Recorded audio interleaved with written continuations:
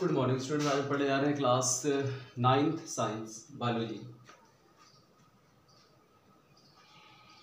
Structural organization of a cell, cell बनती कैसे है इसके बारे में हम लोग देखेंगे। तो अब देखा जाए तो देखिए सेल क्या होती है ना, सेल का तो इसके पहले हमने वीडियो में आपको बताया हुआ है।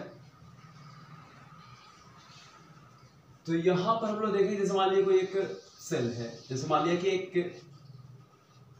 सेल अगर है तो सेल की आउटर मोस्ट कवरिंग यहाँ पर जो है वो है प्लाज्मा मेम्ब्रेन। प्लाज्मा मेम्ब्रेन, तो ये प्लाज्मा मेम्ब्रेन हो गया। अब प्लाज्मा मेम्ब्रेन ये तो पूरा जो भरा हुआ है न्यूक्लियस, और न्यूक्लियस के अंदर भरा हुआ जो सेमी सॉलिड सब्सटेंसेस है, और इसके बाहर इसको सबको प्रोटोप्लाज्म कहते हैं। लेकिन अगर न्यूक्लियस की बात करेंगे तो न्यूक्लियस के बाहर और प्लाज्मा मेम्ब्रेन के अंदर जो भी सब्सटेंस भरा रहता है इसे कहते हैं, जो भी सेमी सॉलिड सब्सटेंस भरा रहता है इसको बोलते हैं साइटोप्लाज्म। ये हो गया साइटोप्लाज्म, और ये तो है न्यूक्लियस। न्यूक्लियस सेल का स्ट्रक्चरल सेल का स्ट्रक्चर ऑर्गेनाइजेशन हम लोग देखेंगे कि कैसे सेल बनती है। तो सबसे पहले सेल की जो आउटर मोस्ट कवरिंग होती है, तो बाहर की तरफ जो कवरिंग रहती है, सेल को एक शेप और साइज देती है, तो इसे कहते हैं प्लाज्मा मेम्ब्रेन, या इसी का एक नाम और भी है, इसे सेल मेम्ब्रेन भी कहा जाता है। सेल मेम्ब्रेन भी कहते हैं, सेल मेम्ब्रेन। कभी कभी क्या होता है कि जो प्लाज्मा मेम्ब्रेन होती है कुछ सेलेक्टिव सब्सटेंस को अंदर जाने देती है और कुछ को बाहर आने देती है, सबको नहीं, कुछ सेलेक्टिव सब्सटेंस को ही, इसीलिए इसका एक नाम और भी पड़ा है, selective permeable membrane. Selectively permeable membrane, able membrane. कुछ गिने चुने सब्सटेंस को ये अपनी मर्जी से, जिसको किसी के लिए ये परमिशन देती है, किसी को आने देती है, किसी को जाने देती है, बाकी और किसी को जाने नहीं देती। जैसे मान लीजिए अब सेल के अंदर एंट्री कैसे होती है या सेल के बाहर कैसे सब्सटेंस जाते हैं, ये होता है डिफ्यूजन। यहाँ हम लोग पढ़ेंगे डिफ्यूजन क्या होता है। और इसके पहले आप क्लास 9 के स्टूडेंट से आप सिर्फ इतना आप जान लो कि जो प्लाज्मा मेम्ब्रेन होती है, प्लाज्मा मेम्ब्रेन एक लिविंग मेम्ब्रेन होती है, और ये बनी किसकी होती है? लिपिड्स, लिपोप्रोटीन की बनी होती है। Lipids and fats, lipids and proteins की बनी होती है। आपको ये सिर्फ इतना याद रखना है कि जो सेल मेम्ब्रेन होती है, क्लास 9 के स्टैंडर्ड से आप सिर्फ इतना याद रखो कि सेल कोई सेल है, अगर वो एनिमल सेल है, अभी सेल वाला आपको समझाते हैं। यहाँ देखो, सेल की जो आउटर मोस्ट कवरिंग होती है उसे कहते हैं plasma membrane. Plasma membrane living membrane है,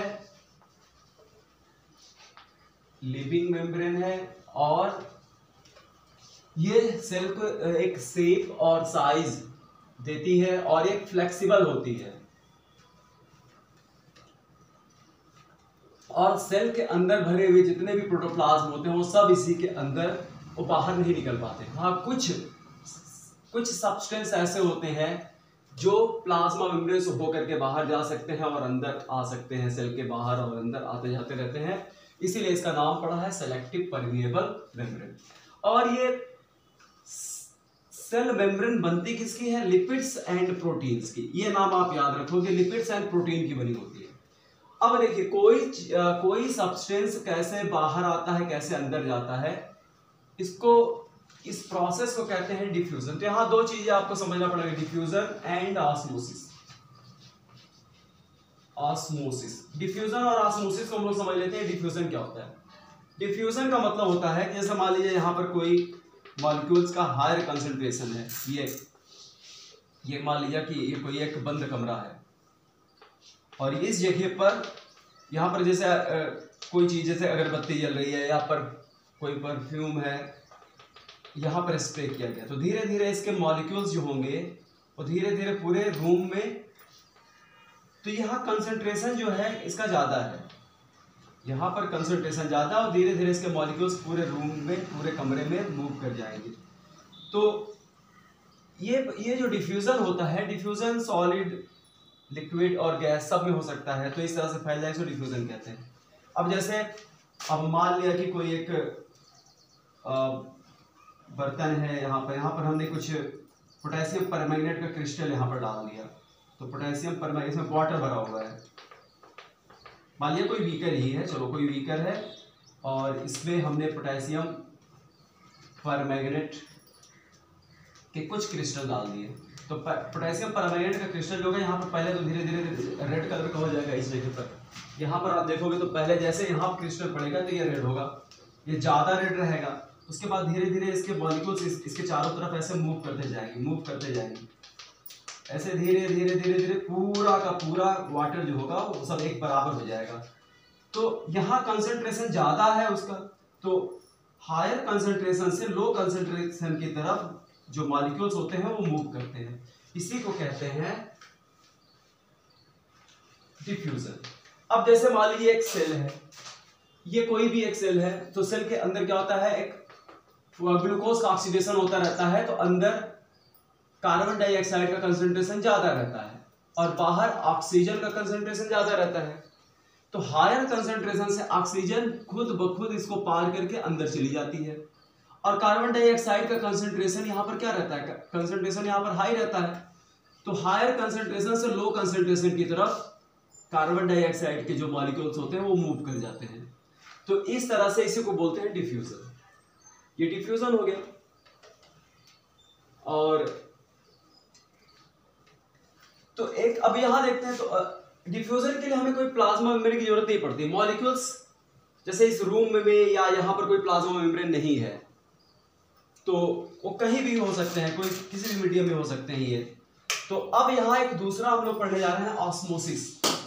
ये ऑस्मोसिस में याद रखना कि ऑस्मोसिस भी एक तरह का डिफ्यूजन ही होता है, लेकिन यहाँ पर जो मूव करने वाले जो मॉलिक्यूल्स होंगे वो वाटर के मॉलिक्यूल्स होंगे। अब वाटर क्या करता है, सॉल्वेंट का काम करता है, उसमें किसी चीज को घोल सकते हो, किसी भी जो जिसको घोला जाता है उसको सल्यूट कहते हैं, सल्यूट बोला जाता है जिसको किसी आपको घोल दिया। तो ये ऑस्मोसिस में भी, osmosis is a type of diffusion. इसमें डिफ्यूजन में किसके मॉलिक्यूल या आयंस, चाहे वो सॉलिड हो, गैस हो, लिक्विड हो, सब के मॉलिक्यूल हायर कंसंट्रेशन से लो कंसंट्रेशन की तरफ मूव करेंगे। लेकिन ऑस्मोसिस में केवल वाटर के मॉलिक्यूल ही मूव करेंगे और वाटर के मॉलिक्यूल मूव करते हैं और इसके लिए हमें एक प्लाज्मा मेम्ब्रेन की जरूरत पड़ती है। ये जो सेल बाहर की जो कवरिंग है ये प्लाज्मा मेम्ब्रेन है, इसे कहा जाता है सेलेक्टिवली परमिएबल मेम्ब्रेन या सेमी परमिएबल मेम्ब्रेन भी कह दिया जाता है। तो ये प्लाज्मा मेम्ब्रेन है। अगर वो प्लाज्मा मेम्ब्रेन के अंदर वाटर अगर चला जाता है, प्लाज्मा मेम्ब्रेन को पार करके वाटर अगर अंदर आता है और यहां से वाटर बाहर भी निकल जाए, तो इसी को कहते हैं ऑस्मोसिस। यानी वाटर के मॉलिक्यूल्स प्लाज्मा मेम्ब्रेन से होकर के बाहर जाएंगे। तो इसके लिए हमें या केवल लिक्विड में होती है और सॉल्वेंट के मॉलिक्यूल ही, यानी खासकर वाटर एक अच्छा सॉल्वेंट होता है। तो वाटर में आप नमक को भी घोल सकते हो, शुगर को भी घोल सकते हो, साल्ट भी घोल सकते हो। तो वाटर के जो मॉलिक्यूल्स होते हैं, वाटर के मॉलिक्यूल्स प्लाज्मा मेम्ब्रेन से होकर के आर पार जाते हैं। यानी प्लाज्मा मेम्ब्रेन का होना चाहिए और वाटर के मॉलिक्यूल का मूवमेंट होना चाहिए थ्रू द प्लाज्मा मेम्ब्रेन, तब इस डिफ्यूजन को हम ऑस्मोसिस कहेंगे। अब ऑस्मोसिस का एग्जांपल हम आपको समझाते हैं एक डायग्राम बना करके, तो आपको ऑस्मोसिस एकदम क्लियर है। क्योंकि ऑस्मोसिस देखो, प्लाज्मा मेम्ब्रेन यहाँ पर है, तो वाटर जो आएगा और जाएगा वो टोटली डिपेंड करता है प्लाज्मा मेम्ब्रेन पर। अगर प्लाज्मा मेम्ब्रेन नहीं तब हम उसको ऑस्मोसिस नहीं कहेंगे, तब उसको हम डिफ्यूजन कहेंगे। अगर प्लाज्मा मेम्ब्रेन है, यानी डिफ्यूजन ऑस्मोसिस की डिफिनीशन तभी आपकी कंप्लीट होगी जब तक कि सेलेक्टिवली परमिएबल मेम्ब्रेन का नाम ना आ जाए या प्लाज्मा मेम्ब्रेन का नाम ना आ जाए। तो अब देखो एक मिनट, अब यहां देखते हैं प्लाज्मा मेम्ब्रेन हमें मिलेगी कैसे। तो हमने आपको बताया कि कोई भी एक सेल होती है, जैसे मान लीजिए सबसे बड़ी सेल जो होती है वो एक एग होता है, एक अंडा होता है। किसी भी बर्ड का एग जो होता है वो अपने आप में एक सेल ही होती है। जैसे इसीलिए कहा जाता है सबसे बड़ी सेल का नाम बताओ तो ऑस्ट्रिच का एग कहते हैं। तो मान लो अगर एग है तो इस सेल का नाम, इस सेल को एग क्यों कहा जाता है? क्योंकि ये जो सेल होती है प्लाज्मा मेम्ब्रेन के बाहर, ये मान लो ये प्लाज्मा मेम्ब्रेन है तो प्लाज्मा मेम्ब्रेन के बाहर एक अलग से मोटी कैल्शियम कार्बोनेट की एक सेल होती है, यहाँ पर एक कवरिंग होती है। क्योंकि एग का एम्ब्रियोनिक डेवलपमेंट जो होता है वो बॉडी के बाहर होता है, तो बैक्टीरिया का इन्फेक्शन होने के चांसेस रहते हैं। इसलिए बर्ड्स जो होती हैं वो उसके चारों, उसके मतलब एग के प्लाज्मा मेम्ब्रेन के चारों ओर एक मोटी कवरिंग रहती है जिसको कैल्शियम या कैल्शियम कार्बोनेट की बनी होती है। तो कैल्शियम कार्बोनेट पता है, कैल्शियम कार्बोनेट को अगर आप डाइल्यूट HCl में रख दोगे, अगर इस एग के प्लाज्मा मेम्ब्रेन को हमें देखना है तो इस एग को हम क्या करेंगे, इसको उठा करके डाइल्यूट HCl में रख देंगे। तो कैल्शियम कार्बोनेट और डाइल्यूट HCl जब रिएक्शन करता है तो जब रिएक्शन करेगा तो कैल्शियम क्लोराइड बनेगा और प्लस H2O बनेगा और कार्बन डाइऑक्साइड गैस बाहर निकल जाएगी। यानी बचेगा क्या? ये जो पूरा का पूरा कुछ घंटों के बाद आप देखोगे कि जो कैल्शियम कार्बोनेट जो रहता है वो कैल्शियम कार्बोनेट धीरे धीरे डिसॉल्व हो जाएगा। पूरा का पूरा कैल्शियम कार्बोनेट डाइल्यूट HCl में रखने पर कुछ घंटों के बाद ये पूरा डिसॉल्व हो जाएगा और बचेगा क्या?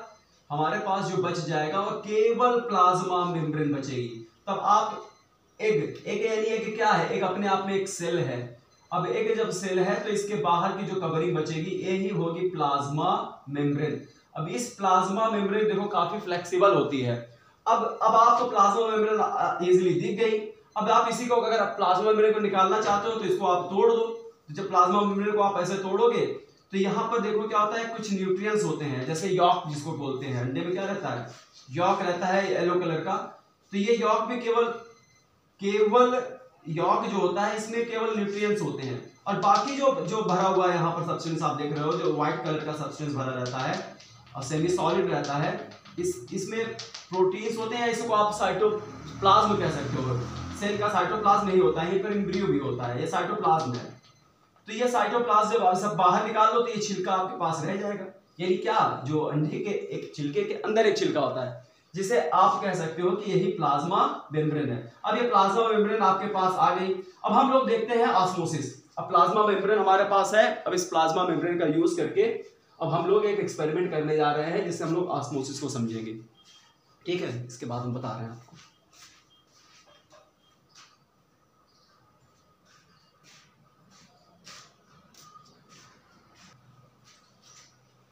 यहाँ हमारे पास देखिए एक यूज शेप की एक नली है और हमने क्या किया, यहाँ इस जगह पर एक प्लाज्मा मेम्ब्रेन को यहाँ पर लगा दिया ऐसे।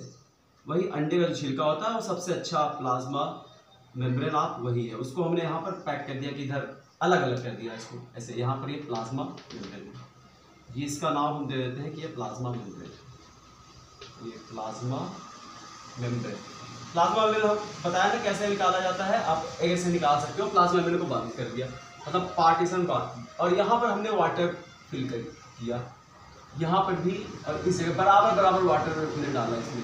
लेकिन यहाँ पर फर्क इतना है कि ये देखो इसकी दो आर्म हो गई, एक आर्म यहाँ से यहाँ तक आर्म हो गई, एक दूसरी आर्म यहाँ पर है, तो ये अलग हो गया। यहाँ पर हमने जो डाला हुआ है यहाँ पर हमने एक साल्ट का सोल्यूशन डाल दिया।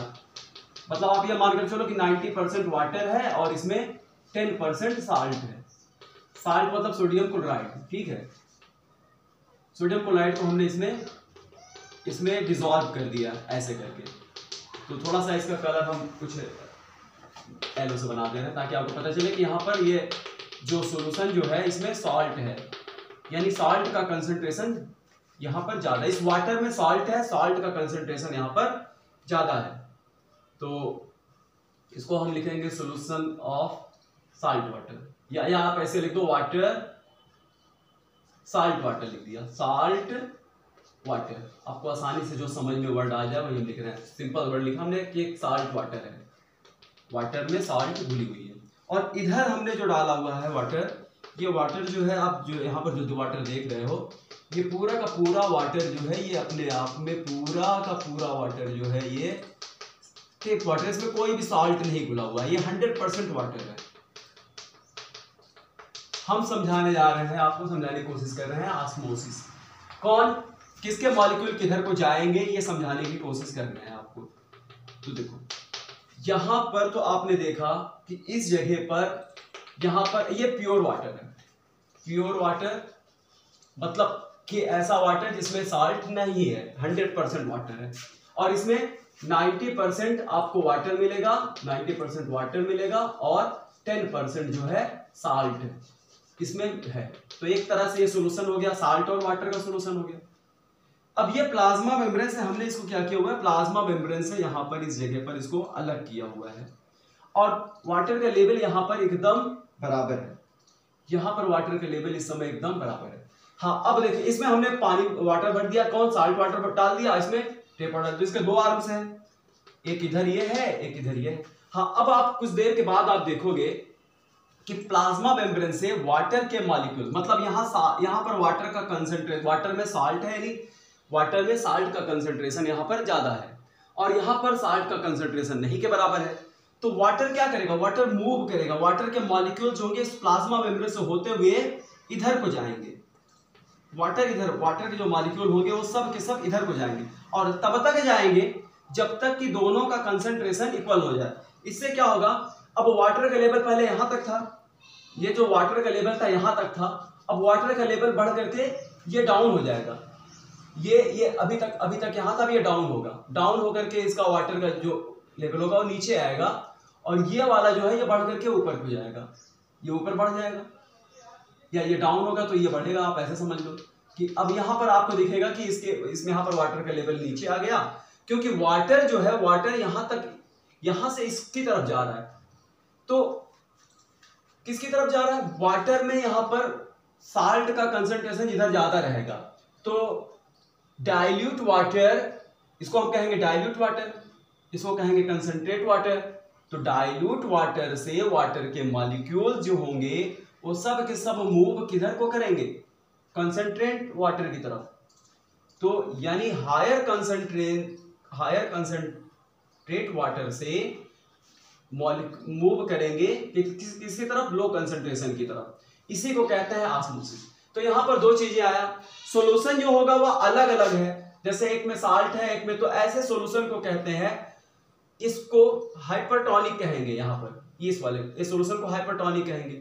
और अगर दोनों इक्वल हो जाता है, तो अगर ये दोनों इक्वल हो जाएगा, ऐसे तो मान लीजिए कि दोनों अगर इक्वल हो जाता है तो इसको आइसोटोनिक, अभी इसको हम समझा रहे हैं थोड़ी देर के बाद।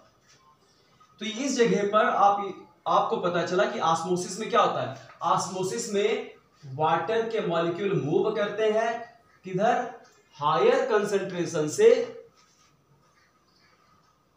लो कंसंट्रेशन से हायर कंसंट्रेशन की तरफ। यानी साल्ट, वाटर में साल्ट का कंसंट्रेशन यहां पर कम है तो यहां से वाटर मूव करेगा किसकी तरफ,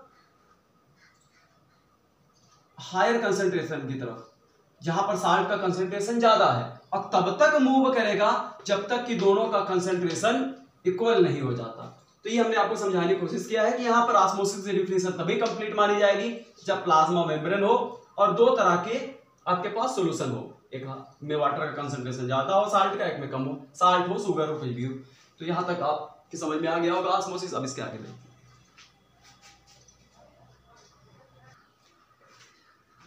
आइए बच्चों समझते हैं, देखते हैं कि एक अगर सेल अगर है, मान लो एनिमल सेल ही है, जैसे एक सबसे अच्छा एग्जांपल हम कहते हैं सेल का है एक इतना बड़ा होता है कि आप उसको देख सकते हो। तो आइए अब हम ये देखते हैं कि एक्सपेरिमेंट करते हैं। यहाँ पर हमने मान लो कोई हमारे पास एक बर्तन है और इस जगह पर यहाँ पर हमने इसमें क्या किया, इसमें साल्ट घोल दिया, साल्ट घोला हुआ है वाटर में, यानी साल्ट एक सॉल्यूशन हमने बनाया और सॉल्यूशन जो है इसमें बहुत ज्यादा साल्ट हमने घोल दिया। तो वाटर कंटेंट साल्ट, यानी यहाँ पर जो वाटर है और साल्ट की मात्रा, यहाँ साल्ट की क्वांटिटी क्या है, साल्टी वाटर या salt water, salt plus water है, ठीक है। और इसमें साल्ट का कंसंट्रेशन जो है, साल्ट का कंसंट्रेशन बहुत ज्यादा है, एरो ऊपर का मतलब बहुत ज्यादा कंसंट्रेशन है। तो ये हमने यहाँ पर एक रखा हुआ है, ऐसे करके रखा है, साल्ट वाटर है, यानी साल्ट का कंसंट्रेशन ज्यादा है, एक ऐसा सोल्यूशन जिसमें साल्ट का कंसंट्रेशन ज्यादा है।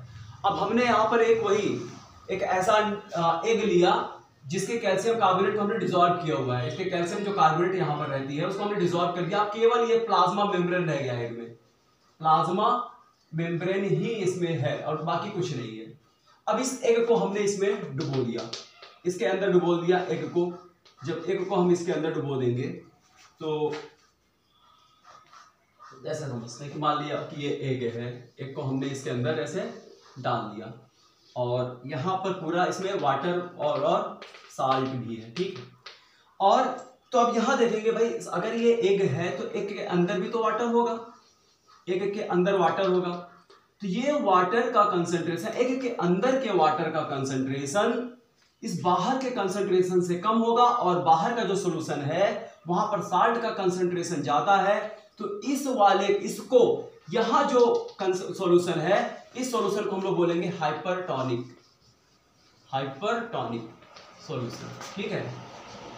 यानी कहने का मतलब, अगर एग को हमने एग ऐसा है जो केवल प्लाज्मा मेम्ब्रेन है जिसमें कैल्शियम कार्बोनेट का सेल नहीं है, उस एग को अगर हम हाइपरटोनिक सॉल्यूशन में रख देंगे। अब इसके कंपेयर में अगर एग जो है, एग क्या है, हाइपोटोनिक, क्योंकि एग में साल्ट का कंसंट्रेशन कम रहेगा क्योंकि हमने इसमें साल्ट ज्यादा घोला है। तो यहां पर भी एग में भी साल्ट रहता है, सोडियम रहता है, क्लोराइड रहता है, तो यहां पर भी क्या होगा, इसका साल्ट का कंसंट्रेशन कम रहेगा। तो इस सॉल्यूशन को हम कहेंगे हाइपोटोनिक, और जिसमें साल्ट का कंसंट्रेशन ज्यादा रहेगा उसको हम बोलेंगे हाइपरटोनिक सॉल्यूशन, इसको बोलेंगे हाइपो मींस कम, हाइपर मतलब ज्यादा। तो अब यहां पर हमारे पास दो सॉल्यूशन है, एक है हाइपरटोनिक, एक है हाइपोटोनिक। अब क्या होगा, यानी यहां पर साल्ट का कंसंट्रेशन ज्यादा है और अंडे के अंदर, एग के अंदर साल्ट का कंसंट्रेशन कम है। तो कब कम है तो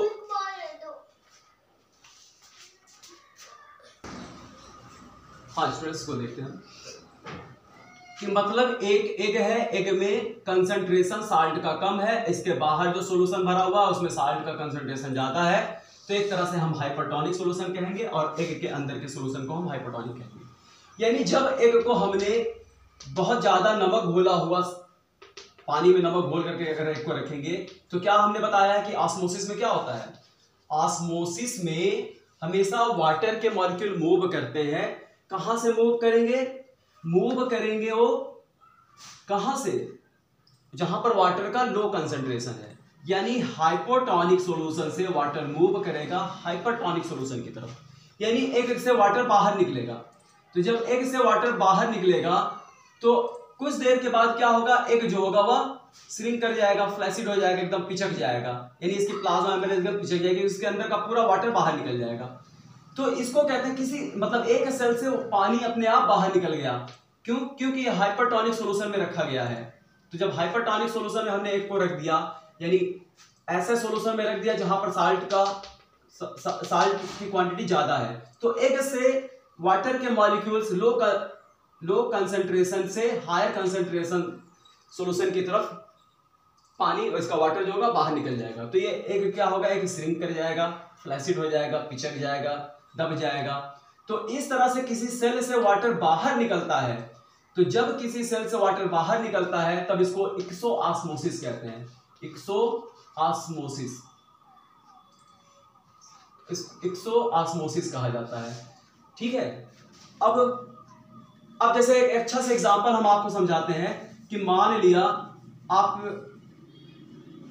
और चलो अच्छा अब चलो दूसरे तरह से इसको देखते हैं। यहां पर हमने क्या किया, इस जगह पर अब इंडोऑस्मोसिस को समझते हैं। इंडोऑस्मोसिस क्या होता है, अब इंडोऑस्मोसिस के लिए अब हम देखेंगे यहां पर कि जैसे मान लिया कि इस जगह पर यहां पर हमने फ्रेश वाटर भरा है जिसमें साल्ट नहीं है, एकदम साल्ट नहीं है, एकदम साल्ट है ही नहीं, फ्रेश वाटर है ये। तो ये फ्रेश वाटर है यानी इसमें साल्ट बहुत कम है, अगर है भी तो बहुत कम है साल्ट। तो इसको बोलेंगे हम यहां पर, और एक एग को हमने इसमें रख दिया, मतलब ऐसा ऐसा सोल्यूशन लिया जहां पर साल्ट का कंसंट्रेशन नहीं के बराबर है, केवल वाटर है, वाटर जो है 100% वाटर है। और इसके अंदर फिर हमने वही एक डाल दिया, किसका, कैसा है जिसमें कैल्शियम कार्बोनेट नहीं है, एक को डाल दिया। और एक के अंदर थोड़ा सा हमने यहां पर आपको इस तरह से दिखा दिया, ऐसे दिखा दिया कि यहां पर इस जगह पर, यानी आप देखोगे तो यहां पर कंसंट्रेशन क्या है, लो है, साल्ट का कंसंट्रेशन एकदम कम है, एकदम कम है। और एग के अंदर साल्ट का कंसंट्रेशन, भाई एग में पहले से सोडियम क्लोराइड रहते हैं तो यहां पर कंसंट्रेशन इसका ज्यादा है। तो अब हम इसको बोलेंगे ये हाइपोटोनिक है, ये हाइपोटोनिक सॉल्यूशन है। और एग में जो वाटर भरा हुआ है ये कैसा सॉल्यूशन होगा, ये हाइपरटोनिक होगा। अब एग का जो सॉल्यूशन है ये कैसा हो गया, ये हाइपरटोनिक हो गया। इसको क्या कहेंगे, ये हाइपरटोनिक सॉल्यूशन है। यहां पर ये हाइपरटोनिक हो गया, उल्टा हो गया, बाहर साल्ट की क्वांटिटी एकदम कम और एग के अंदर तो साल्ट है। तो अब इसमें एग को जब रख देंगे तो क्या मिलेगा, जब हम यहां पर एग को रखेंगे तो देखो लो कंसंट्रेशन यानी साल्ट का लो कंसंट्रेशन सॉल्यूशन से वाटर मूव करेगा, वाटर किधर को आएगा, अंदर की तरफ आएगा, एग के अंदर जाएगा, तब तक कि इसके अंदर एक प्लाज्मा मेम्ब्रेन से होकर के वाटर तब तक भरता जाएगा जब तक कि दोनों का कंसंट्रेशन इक्वल ना हो जाए। तो अंडा क्या करेगा, अंडा ये जो एग है और टर्जिट करेगा, उसके बाद ये एग फट जाएगा, भाई ज्यादा पानी भर जाएगा इसके अंदर, ये फट जाएगा। तो अब इस तरह से किसी सेल के अंदर वाटर जा रहा है तो इस प्रोसेस को हम लोग बोलते हैं इंडोऑस्मोसिस। इसको क्या बोलते हैं, इंडोऑस्मोसिस। अब इसको हम लोग कहेंगे इंडोऑस्मोसिस, ठीक है। ये है मतलब सेल से वाटर बाहर निकल जाए तो एक्सोऑस्मोसिस, और सेल के अंदर वाटर भर जाए तो इसको हम लोग बोलते हैं इंडोऑस्मोसिस। एक अच्छा सा एग्जांपल हम समझाते हैं। मान लीजिए थोड़ी देर के लिए कि आप एक समुद्र की मछली, समुद्र में कहीं घूमने गए और आपको एक बहुत खूबसूरत छोटी सी मछली मिल गई, तो आपने उसको पॉलीथीन में समुद्र के पानी में रखा और घर ले आए।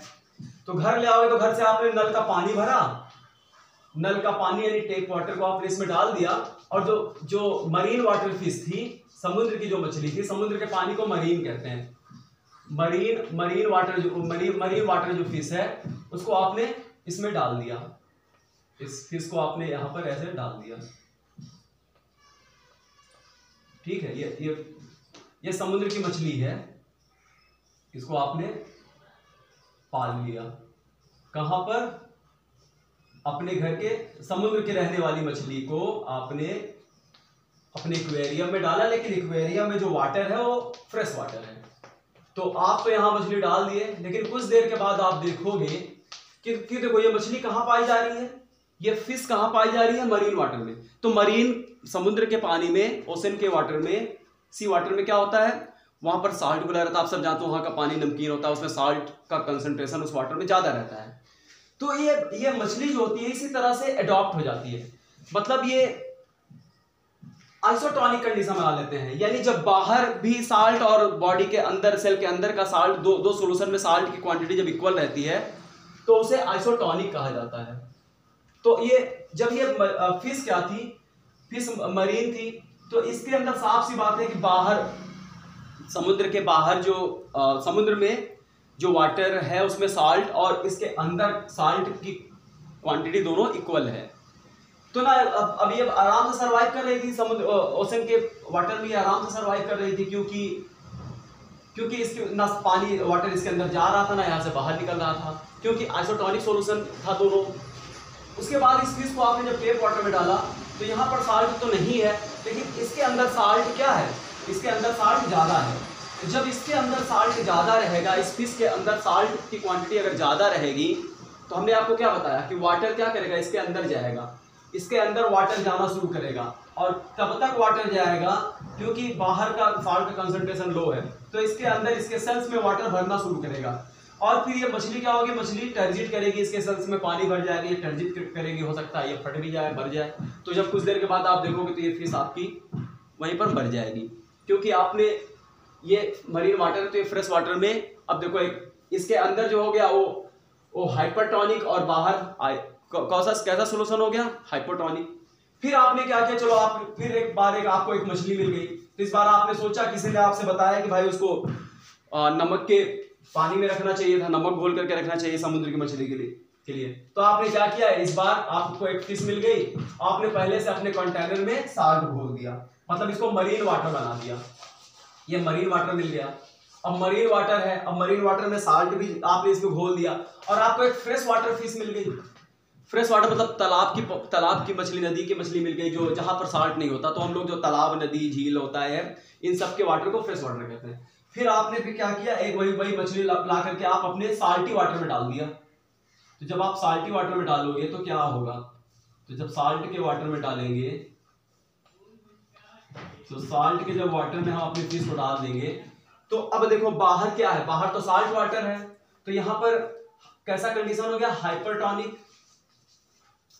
हाइपरटोनिक यानी यहां पर साल्ट का कंसंट्रेशन वाटर में क्या है, ज्यादा है, इस सॉल्यूशन में साल्ट की क्वांटिटी ज्यादा है, और मछली फ्रेश वाटर की थी, तो इस ये अडॉप्ट हो गई है, इसके अंदर क्या होगा, इसके अंदर साल्ट कम होगा, उस वाटर के हिसाब से वो अडॉप्ट हुई है। जैसे समुद्र में रहने वाली मछली के अंदर बॉडी में साल्ट पाया जाता है, तो वो अडॉप्ट हो गई। तो जब ये यहां पर रहेगी, तो कुछ देर के बाद आप देखोगे इस फिश, देखो यहाँ का कंसंट्रेशन, यहाँ पर क्या है, यहाँ पर साल्ट का कंसंट्रेशन कम है और बाहर कंसंट्रेशन ज्यादा है, तो इससे बाहर वाटर बाहर निकलेगा। यानी क्या होगा, बाहर जब निकलता है तो एक्सोऑस्मोसिस होगा, तो ये फिश का पूरा वाटर बाहर निकल जाएगा, और ये फ्लैसिड हो जाएगी, श्रिंक कर जाएगी, पिचक जाएगी, और फिर भी मर जाएगी। तो मछली जिंदा तभी रहेगी जब आइसोटोनिक सॉल्यूशन मिले, माने इसके बॉडी के अंदर और बाहर का सॉल्यूशन में, यानी साल्ट का कंसंट्रेशन जब इक्वल रहेगा, तभी वो फिश सरवाइव करेगी। तो ये सब आपको हमने बताने की कोशिश किया कि ये ऑस्मोसिस क्या होता है, ये इंडोऑस्मोसिस क्या है, ये एक्सोऑस्मोसिस क्या है, और ये हाइपरटोनिक, हाइपोटोनिक। और जब अब मान लो जो फिश वाटर में समुद्र में रहती है, तो अगर मान लो फिश वाटर में है, तो अगर वाटर में रहती है, तो वाटर में रहने के लिए जो फिश है, जितना साल्ट आपको बाहर वाटर में मिल रहा है, उतना ही साल्ट इस फिश के अंदर भी मिलेगा, इस फिश के अंदर भी मिलेगा। अगर आप दोनों का जितना साल्ट आप लाए हो, जितना मतलब साल्ट घुली रहती है मरीन वाटर में, समुद्र के पानी में या ओशन के वाटर में, उतना ही अगर यहाँ पर मछली अगर आप रखोगे, इसके अंदर भी साल्ट का कंसंट्रेशन आइसोटोनिक, इसको क्या बोलेंगे, आइसोटोनिक सॉल्यूशन। अगर आइसोटोनिक सॉल्यूशन में हम इस फिश को रखेंगे, मतलब मछली के अंदर का में साल्ट का कंसंट्रेशन और बाहर के कंसंट्रेशन इक्वल है, तो ये मछली सरवाइव करेगी, मछली कभी नहीं मरेगी। इसीलिए जो मरीन में पाई जाने वाली जो फिशेस होती हैं, उनमें उनके बॉडी के सेल में जो साल्ट की क्वांटिटी होती है और वाटर की क्वांटिटी की इक्वल होती है। फ्रेश वाटर में रहने वाली जितना साल्ट उनके बॉडी मिलेगा, उतना साल्ट उनके बॉडी मिलेगा, कम मिलेगा, तो ना वाटर बाहर जा सकता है ना अंदर आ सकता है, और मछली आराम से सरवाइव कर जाती है। तो ये रहा, मैं आपको समझाने की कोशिश किया ऑस्मोसिस। अब हम तो आपको बताएंगे कि ये प्लाज्मा मेम्ब्रेन के बारे में बात कर रहे थे, तो ये प्लाज्मा मेम्ब्रेन से ही होकर के सारी प्रोसेस हो रही है। तो यानी जो ऑस्मोसिस की जो प्रोसेस होती है, उसमें भी क्या प्लाज्मा मेम्ब्रेन ही हेल्प करती है। अब इस ऑस्मोसिस की वजह से ही जो रूट होती है वह मिट्टी से, सॉइल से वाटर को मिनरल से एब्जॉर्ब कर लेती है। तो ये रहा, और एक प्लाज्मा मेम्ब्रेन का और आपको एक एग्जाम और इसका फंक्शन हम बता दें कि प्लाज्मा मेम्ब्रेन का और फंक्शन क्या होता है। जैसे एक अमीबा है, अब हम मान लिया कि एक अमीबा है, ये अमीबा सिंगल सेल ऑर्गेनिज्म है। अमीबा कैसा है, एक सिंगल सेल ऑर्गेनिज्म है।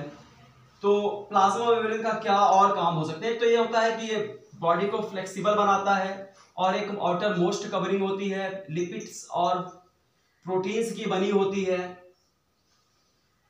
ऑस्मोसिस में हेल्प करती है, कुछ सेलेक्टिव सब्सटेंस को अंदर आने या बाहर जाने देती है। तो ये मान लो अमीबा है, तो अमीबा जहाँ तो सिंगल सेल, इसका मुंह कहीं नहीं होता, लेकिन मुंह सब जगह बन सकता है। तो यहाँ पर क्या होगा, जैसे मान लो कोई फूड पार्टिकल जब अमीबा की बॉडी से टकराता है, तो अमीबा को जब पता चलता है कि कोई फूड पार्टिकल है, तो यहाँ की प्लाज्मा मेम्ब्रेन थोड़ा सा अंदर की तरफ धंस जाती है, ऐसे ऐसे धंस जाएगी, ऐसे। इसको बोलते हैं स्यूडोपोडिया, स्यूडोपोडिया कहते हैं। अब स्यूडोपोडिया, तो ये क्या है, फूड पार्टिकल अंदर चला जाता है, उसके बाद फिर ये यहाँ से बंद हो जाती है और ये फिर से ऐसे जुड़ जाती है। तो इसका मुंह कहीं भी बन सकता है, स्यूडोपोडिया कहीं भी बन सकता है। तो इसको कहते हैं, अगर अमीबा अगर किसी फूड पार्टिकल को अपने अंदर लेता है तो इसको बोलते हैं इनगल्फ ऑफ फूड, और इसको कहते हैं फैगोसाइटोसिस। फैगोसाइटोसिस कहा जाता है, इसको क्या बोलते हैं? फैगोसाइटोसिस। अगर अमीबा कोई लिक्विड सब्सटेंस को अपने अंदर अगर इस तरह से लेता है सोडोपोडिया की हेल्प से, तब उसको कहते हैं पिनोसाइटोसिस। पिनोसाइटोसिस इसका नाम रखा जाता है।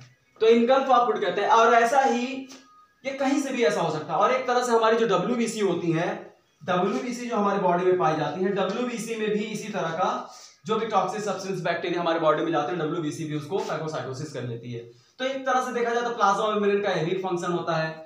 टॉक्सिक सब्सटेंस, जर्म्स या कोई भी यूजफुल सब्सटेंस जैसे अमीबा के लिए है तो अमीबा उसको तो प्लाज्मा उसको इनगल्फ कर लेता है। तो इस तरह से आप देखो तो प्लाज्मा मेम्ब्रेन के बहुत सारे फंक्शन हैं। आप क्लास 9 के स्टैंडर्ड से आपके लिए इतना ही काफी है। अब नेक्स्ट डे हम आपको बताएंगे सेल वॉल क्या होती है, सेल वॉल के बारे में आपको बताएंगे। तो जो हमने आपको बताया इसको आप अच्छे से समझ लीजिए, देख लीजिए, और फिर अब नेक्स्ट डे मिलते हैं सेल वॉल और ऑर्गेनेल से लेकर के। यानी सेल के अंदर जो भी पार्ट्स पाए जाते हैं उसे ऑर्गेनेल्स कहा जाता है। ठीक है, थैंक यू।